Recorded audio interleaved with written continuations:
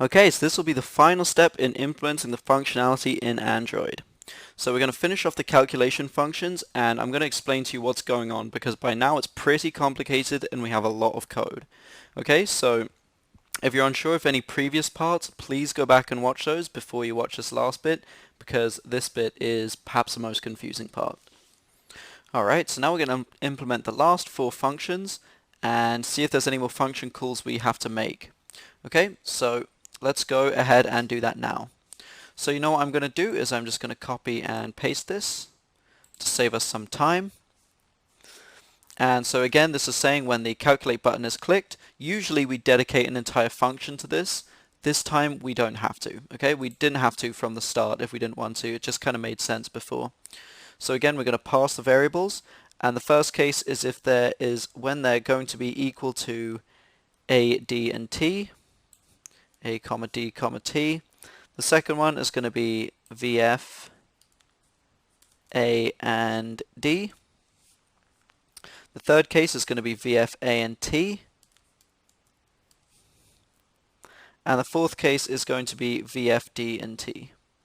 And we don't have a case for that, so we're going to have to create another one.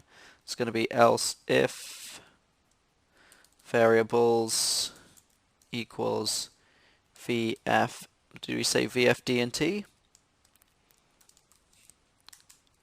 Then I just want to put this down here to make it uniform.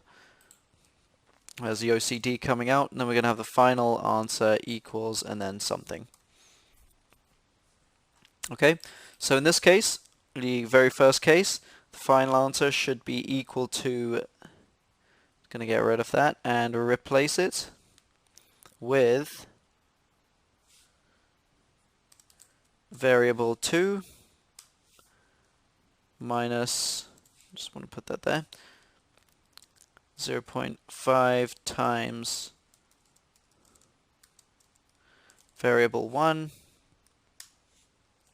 times math.pow, and we're going to put in here variable 3 and 2. So for those of you who haven't seen this function before, this is basically just the power function. It's going to raise whatever's first to the second variable power, okay? So this one's going to be variable 3 raised to the power of 2, which in this case is t squared, okay? So that's all that is.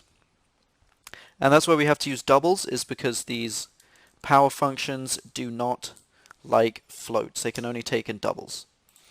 Okay, so that's going to be that one.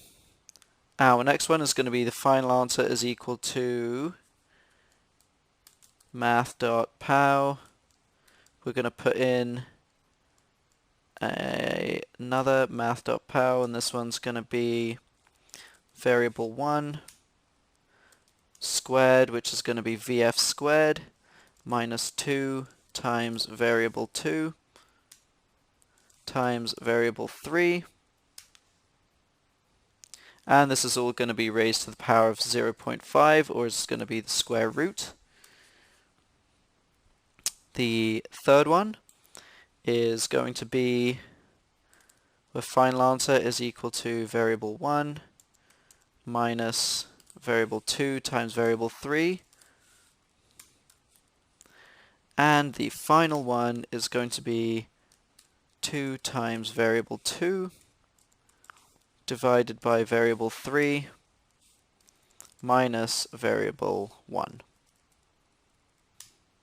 Alright, so that's the initial velocity all taken care of. And again, it's going to be in meters per second. So I'm just going to take this and copy it and paste it here.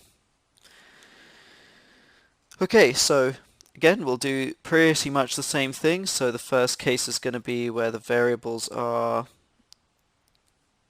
vf, a, and no, we've already looked at that one. This one is the calculate acceleration, so sorry about that noise. The first one's going to be whether it's vi, d, and t.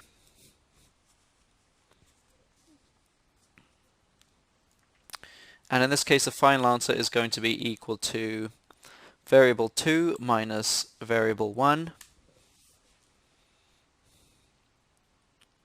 times variable 3.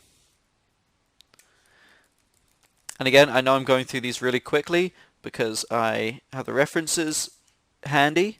So if you want, go through and check these calculations just to make sure that they're right. And this is just going to be variable 2. In fact, this is the vid and t.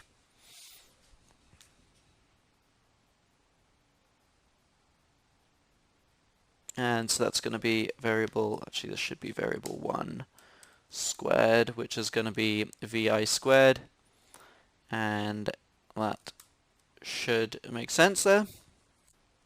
Okay, so the second one is going to be vf, vi, and d. And I'm just going to set these up vf, vi, and t, and then we don't need the final case. And accelerations meters per second squared. Okay, so now this one should be math.pow. I'm just going to put the bracket there, get rid of this, and we should take in variable 1 squared minus math.pow of variable 2 squared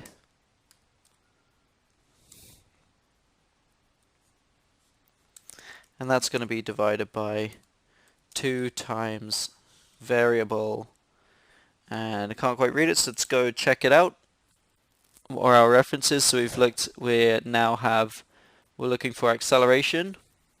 So let's go ahead and look at the acceleration functions. So it's going to be all of these. I'm just going to copy these, and this is what you can do if you don't have the references in front of you. I'm just going to paste them here.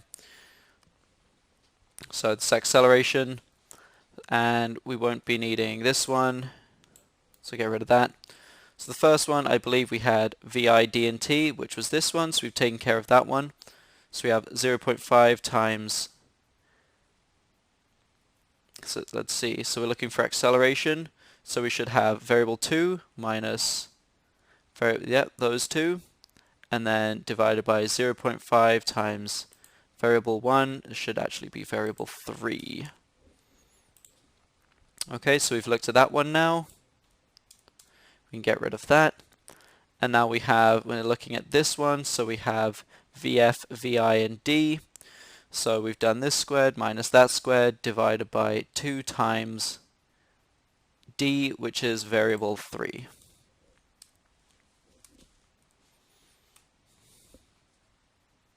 Okay. And yep, that looks good to me. And the last case will just be simple variable 1 minus variable 2 divided by variable 3. Excellent. Okay, yeah, and we have meters per second squared. And so I think we can get rid of those. We'll just do the same for displacement.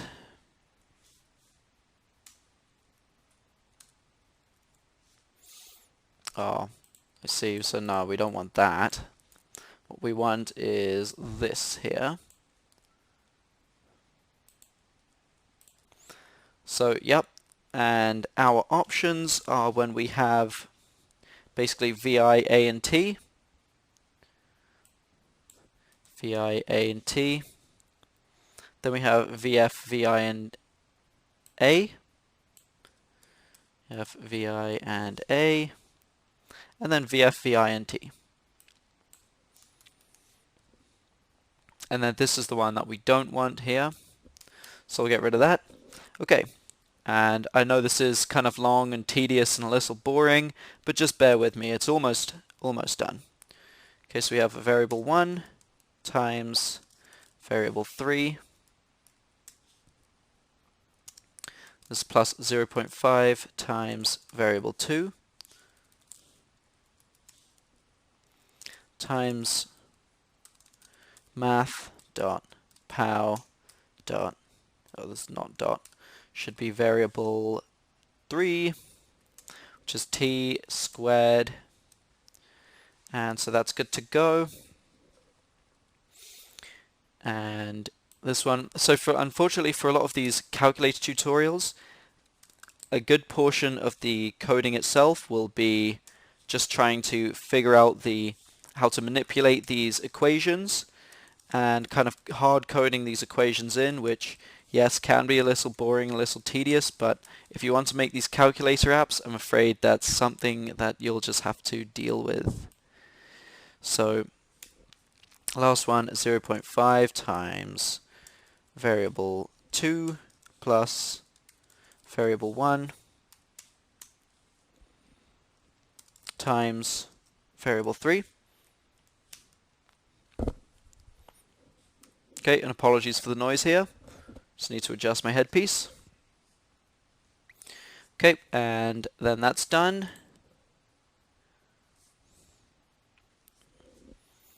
And so the last case, and I've been using if statements for these, but if you really want, you can use switch statements. I've just kind of been using a lot of switch statements and wanted to change it up a little bit. But they're actually pretty much the same thing, and actually I'll show you a really cool feature here. If you go on this if, you can go refactor and you can convert it to a switch statement, and it does the work for you. Isn't that pretty cool? But nah, I kind of want it as an if statement. It doesn't really matter that much, doesn't make a whole lot of difference between the two. Okay, last one. And this one's just going to be the time one, so there's only 2 equations we're interested in. So our 2 cases will be VF, VI, and A. VF, VI, A. And our second case, VF, VI, and D. Just because one of the derivations is really complicated, and I don't think that's a reasonable question to ask. Okay, and sorry, for displacement, the units should be meters, and for time, they should just be seconds. Okay, cool. So again, I just saved it. Please save your work as often as you can. Okay, so this first one's just going to be an easy one. This one is just going to be variable 1 minus variable 2 divided by variable 3. And this one is going to be variable 3 divided by variable 2 plus variable 1. Okay, finally we are done this part. So this was, I'm sorry to say, the most boring part. It's just implementing these functions. So just to recap what we've done, for each of these we're inputting this string, and each one will correspond with the variables that we're passing. So for example, in this case, variable 1 that we passed is VI, variable 2 is D, variable 3 is T. So we're just using those in each equation. So every time you see a variable 2 here, it's actually a D. Any time it's variable 1, it's a VI, and variable 3 is T. So we're just doing that for each of these, and that makes sure that we're taking the correct inputs and we're using them as the correct variables in our equations. Okay, so this involved a lot of math. If you don't believe me, then I mean you should believe me because I've checked the math, but if you don't, then feel free to go back and check all of this. There we go, that's a problem. Feel free to go back and check the math out for yourself, manipulate those equations, and come up with all the possibilities. And yeah, if you see an error, please do let me know, but I'm pretty sure it's error-free. Okay, so I think that's just about it for the functionality. Let's just make sure that we've made all of our correct function calls if we slide up to the top. I know this was a very long tutorial so far. And I believe we have the last one that we'll maybe implement will be the choose from missing variable spinner. Okay, and I'm going to go ahead and save that. So that should be the implementation finished, and this next part will be running it and improving the design. Okay, so this was our final part of implementing the functionality in Android. I know it's been a long haul so far, and this last part was a little boring, so we're going to do something more interesting and design the layout next. So in this part we finished a calculation function, so we had 4 left, and those were just basically those were manipulations on the same four equations. So by now you should have a pretty good idea of what's going on so far. You should be able to recreate most, if not all, or rather all if not most, and you should, yeah, so if you're confused about any particular part, I really strongly urge you to go back and watch that part again, because there is a lot of complicated functionality in this app.